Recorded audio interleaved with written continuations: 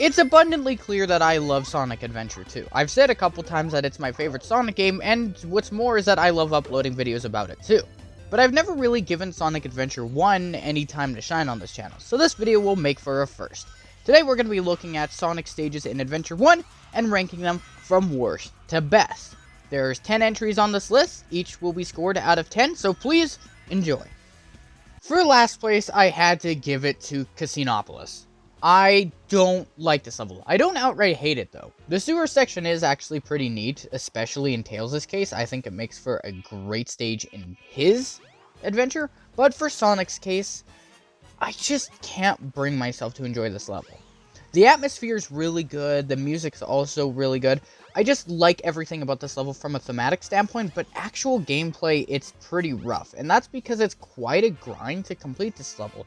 Yes, there is a glitch that you can use to skip basically the entire level if you desire, but all this level boils down to is playing pinball, getting enough rings, and then filling up this vault so you can reach the Chaos Emerald. It's a cool idea, but I think it overstayed its welcome through its gameplay, and for that reason, Cassopolis ranks as a 5 out of 10 at last place. At number 9, we have Skydeck, which I ranked as a pretty decent 7 out of 10, so I still like this level, so nobody should be too upset if you're a fan, because admittedly, I'm kind of a fan too. One thing that stands out to me about this level is how well woven it feels into the actual adventure field that is the egg carrier. I could see this as being an actual extension of the egg carrier rather than just an exaggeration of what would be there, but if you Sonicify it, if that makes any sense. I have to give it to Sonic Team, though, for coming up with these really creative and unique ways for Sonic to traverse through the level. But I can't help but feel that Skydeck is in the wrong adventure game. I think Skydeck is a little bit too streamlined to work as well as it should have in Adventure 1, and I think it would actually serve better as an Adventure 2 level. That's not to say it's bad or anything, after all it got a 7 out of 10, but there's a lot of narrow and confined pathways in some sections that I think Adventure 2 Sonic would be better suited for. But due to its creative and unique ideas, and the gameplay still being relatively decent despite that critique, I think Skydeck is a good level, and despite getting second last, I think it's worth enjoying. For 8th place though, we have Lost World, just narrowly beating Skydeck. Now, why may that be? Well, to be honest, they both suffer from the same problem of feeling relatively streamlined, but I prefer the atmosphere of Lost World. To be honest, it comes out of left field, and I sort of like that. This is about embarking on this weird, ancient adventure, and I really enjoy the atmosphere here because it's so unique and different than what we're used to. You wouldn't expect to see Sonic here, but something about it fits relatively well. Of course, we do have some of the bug issues with the water snake and such, but honestly, it's not so bad that it completely kills this level as long as you're familiar and aware of what you are doing. The gimmicks in this level too, such as the case of the light on the mirrors, it's cool, but it's not exactly beneficial for the flow of this level, which is another part where I think it sort of loses some credit. The flow of Lost World is not inherently great, but I would say for sheer significance and atmosphere alone, as well as the creativity aspect of it, Lost World is still a great level that, if you can kind of overlook some of its gameplay flaws, is definitely worth enjoying. At number 7, we have Ice Cap with an impressive 8 out of 10, so pretty early on we're already heading into the great levels in Adventure 1. What I like about Ice Cap is that it does a good job at encompassing what Adventure 1 Sonic is about. And that's using the terrain to our advantage and making exploits while doing so. That's why we can skip like 90% of the second section, which is a blessing because the second section is definitely the worst. The snowboarding part of this level is really cool, but I do think it does slightly overstay its welcome. But in my mind, it's a sort of beta city escape, so I'm really glad that we have it. My gripes with Ice Cap are definitely minimal. If there's a shitty part of the level you're not interested in, great, skip it. Or in this case, for the snowboarding section, it's still really fun, even if it does last a little too long. So Ice Cap, while it is ranked at 7th out of 10th, which is not particularly great, an 8 out of 10 certainly is. While unfortunately not cracking the top half of my list, which might be a bummer for some, Twinkle Park, at number 6, is still getting an 8.25 out of 10, which, again, is a very good score. Twinkle Park is an amazing level, an easy 9 out of 10, when you're actually in the park. The kart racing section leading up to the park, the entire first half of the level, is okay. I do appreciate a sort of build-up to the main level, but I think that this overstayed its welcome, and I think the park could have used more attention to flesh it out that much more. I do love the aesthetic, I love the theme, I love the idea. Everything conceptually about Twinkle Park is almost a 10 out of 10 in my eyes. But, again, it just comes down to the opening section dominating too much of the level, and the park not getting enough attention by the end of it. But the attention that the park section does get is really good. It's just held down a bit by this section here. Twinkle Park, still a really good level. If it's one of your favorites, I have absolutely no problem with that. Personally, for me, though, I think that the cart section does take away from it a little bit. But anyway, let's proceed to the beginning of the top half of this list. Final Egg starts off the better half of this list, with an 8.5 out of 10. Very good score. In Final Egg's case, while I don't technically prefer it over Twinkle Park, I think what Final Egg does correctly, hint its name, would be addressing the finality of Sonic's story. It really does feel like a final level. Obstacles are harder, there's more going on. Hell, despite the lack of faces being plastered on every wall like Adventure 2, this level is very much Eggman. And I think that his presence alone makes this level feel a little bit more intense than the others. It's clear that this level's more of a marvel with its atmosphere rather than gameplay, because gameplay-wise, while it is very good, it's not anything astounding, right? This is still pretty much the bare minimal to a great level in a Sonic game. But everything here from both gameplay and atmosphere feels completely appropriate. The appeal behind Final Egg is just the fact that it knows its place and knows exactly what it wants to be. Its identity is made pretty concisely and clear, which is a wonderful thing. While it's not my favorite level to play, I think it manages to wrap up Sonic's story very well. All in all, great level. Enjoy it thoroughly. For the participation ribbon, just missing out on the Masterpiece 9 out of 10 status, we have the underrated gem, Windy Valley.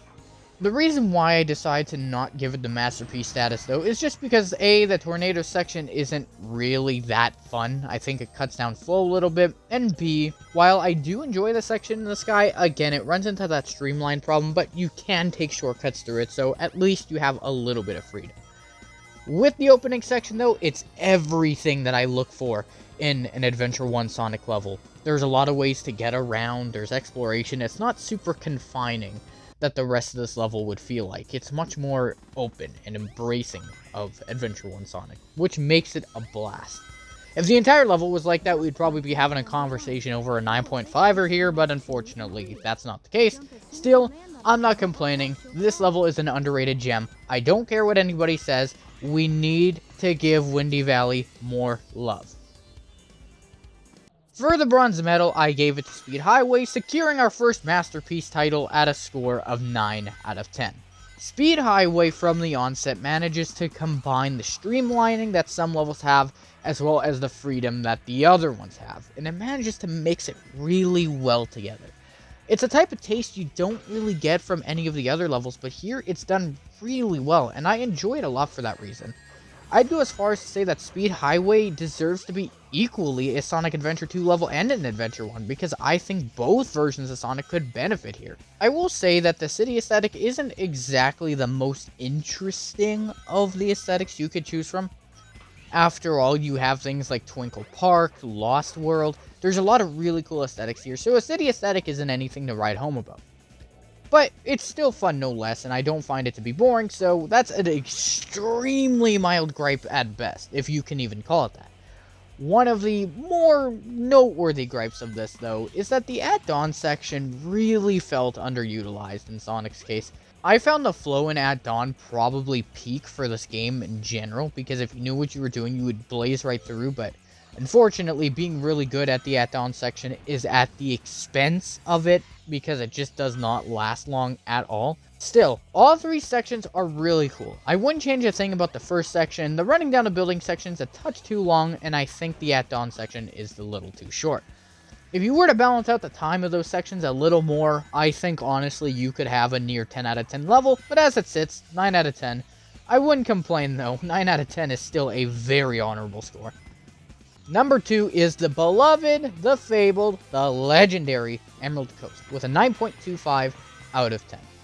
I could probably go to number 1 right now, and I don't think anybody would really have an issue with that, but let's talk about this level because it's worth its love. Emerald Coast is a beautiful opening level to Sonic Story and Adventure 1, simultaneously serving as both a tutorial level for new players and an amazing level to revisit for intermediate or even advanced players. There's room for literally everybody here. Somehow it found this perfect line between not being too easy for those revisiting it and not being too hard for those who are playing for the first time. Perfect balance. Now, thematically speaking, I'll admit, the beach aesthetic is not the most incredible thing of all time. It's not the most revolutionary thing of all time. Sonic's been through beaches before. This isn't anything super new or exciting, but who gives a shit? It's a fun level. At the end of the day, isn't that what it's about? Just having fun. Who cares if the ideas aren't always revolutionary? If the way that you deliver even an old idea is still interesting, who gives a shit that it's an old idea? I'll tell you something, I ain't one of those people who gives a shit. But what I will say is, I would honestly argue that Emerald Coast should have been the stage remastered in Generations and Speed Highway should have been the 3DS version. Ooh, I probably started a war there. I'm just saying, Speed Highway is still slightly overrated, I'm not gonna lie. Emerald Coast, it gets a lot of love, but I think it has room for a little more. Come on, we can all agree that Emerald Coast is an incredible level, and I couldn't think of a better way to kickstart Sonic Adventure 1. So, here's the thing. I didn't realize I'd be putting Red Mountain this high until I actually arrived at putting Red Mountain this high.